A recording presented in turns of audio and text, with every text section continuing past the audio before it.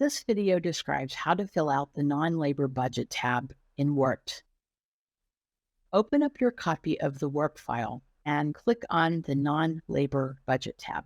Note that this sheet is one that you may end up doing iterative changes on, so always keep this sheet visible and don't hide it like we have done some previous sheets. A few reminders: there's a black plus sign that serves as a toggle to expand and collapse the columns. If you ever need assistance, click on the Help button. Help will be specific to the non-labor budget sheet.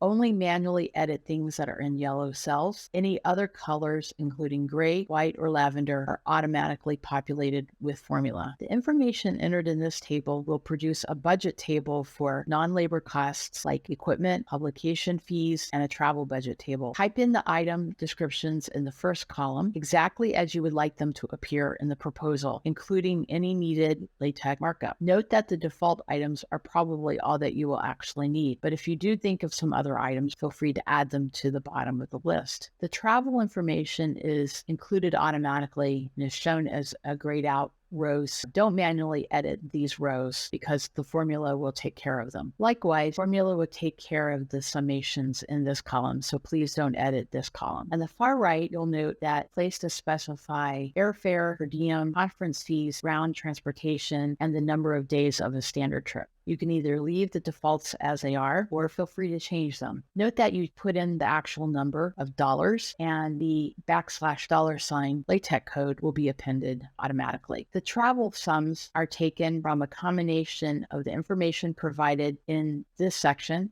and the number of trips for both domestic and international that you've indicated for each person on the Personnel and FTE tab. Change the dollar amounts that you see for travel here.